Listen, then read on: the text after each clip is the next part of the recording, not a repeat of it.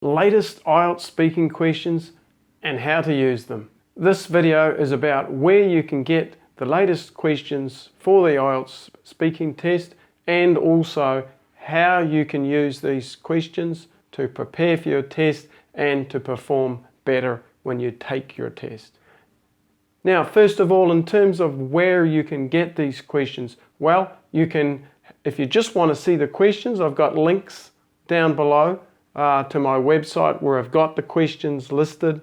I've also got model answers written out on my website. In addition, I've also made some videos of the latest speaking questions in 2020 for all three parts of the test, so you could have a look at those videos.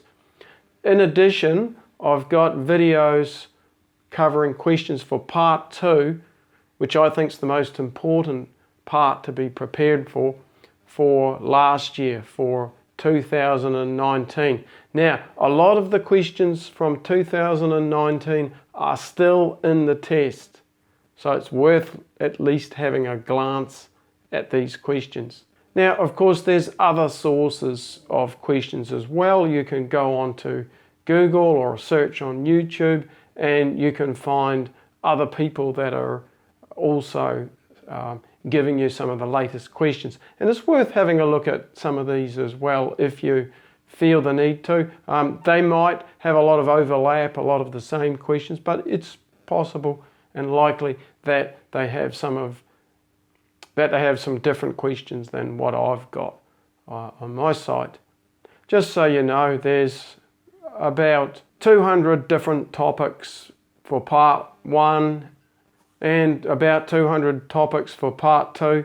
So it's difficult to get all the questions from one source.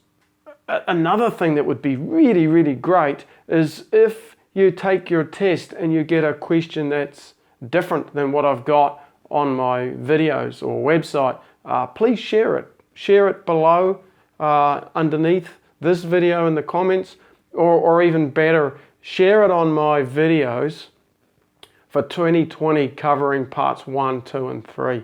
That would be really, really useful for me and also for other people taking the IELTS test.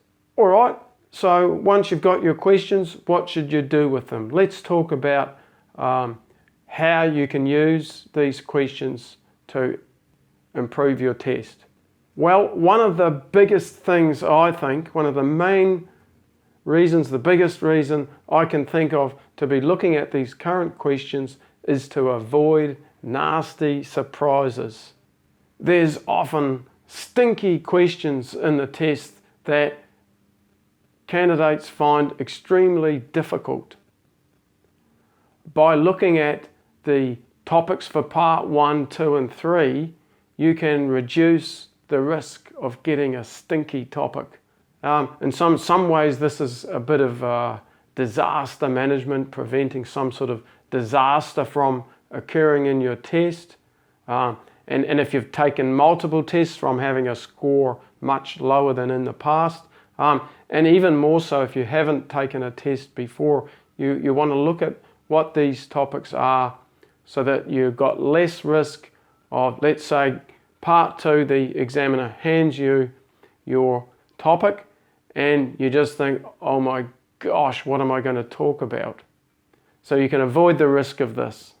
Secondly, it can help you to be more familiar with the IELTS speaking test and how things get worded and the sort of types of questions that get asked. I've got videos on different types of questions. Basically, part 1, we've got things like, what do you like? What don't you like? When you were a child, in the future. So there's typical questions that we can expect and the style of asking them. And by looking at some of these questions in advance, you get accustomed to how the test is run and what sort of questions you get asked. You can also get familiar with questions that you might actually get in your real test. If you've seen topics before and thought about them, you're going to do better than if you suddenly receive a topic you've never thought about in the test. For example, I remember a couple of years ago when I was examining when the new book came out at the start of the year, there were questions about birds. There was a part 1 topic about birds. And so I would say to the candidates, now let's talk about birds. And then, do you like birds?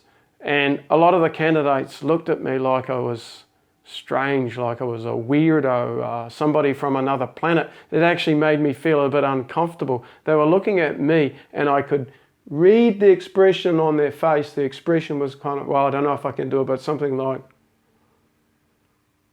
it was kind of like, why on earth are you asking me about birds? Do I like birds? I don't know, yeah, guess, I suppose so, they're fine, or whatever. So this question really kind of threw off candidates. It made them nervous sometimes, and it made me nervous if they were nervous. So the test became a little bit uncomfortable, and they didn't do well on these questions. What types of birds are common in your country? People just had no idea on that one. A lot of people don't know the names of birds. So if you just look through the topics and you see, oh gosh, there's a topic about birds, it doesn't mean you should spend hours preparing to talk about birds, but you could just think about it a little bit. Think of some birds that are common in your country, or a bird that you could say you like even if you don't like it. So I mean, we've got things like peacocks with the big bright feathers, and if you can get into sort of more specific types of birds such as white egrets or something like that, even better. Eagle, pretty common, but you could talk about a specific type of eagle. America's got the bald eagle, kind of like me. There's an eagle and it's called a bald eagle, I guess. I guess it doesn't have as many feathers on top or something. There's probably a reason. If anyone knows why they're called bald eagles, or I don't even know what they look like, and you don't even need to know what they look like. You can just talk about bald. Oh, I'm really into bald eagles. I think they're really amazing. And you may not even know what they look like. I don't know what they look like. So the test's going to be a lot easier and goes more smoothly if you get questions that you've already had a chance to think about before. And if you think about it, part 3 has 3 topics. If you look at all the current questions that you can find on my website, you're probably going to get asked one topic at least that you've had a chance to see and think about. If you get a part 2 that you've already had a chance to think about, there's a really good chance you're going to do well on your test. You're going to do much better than if the whole thing was just one big surprise. All right, and the other thing that you can do with these questions is prepare. You can prepare some things before your test so you can perform better. You can look at topics and think about ideas. If I get this topic, what on earth will I talk about? You can prepare some vocabulary to impress the examiner. Like I said, white egrets or bald eagles. Prepare something. Think about it a little bit. If you've got lots of time, you can even prepare some model answers.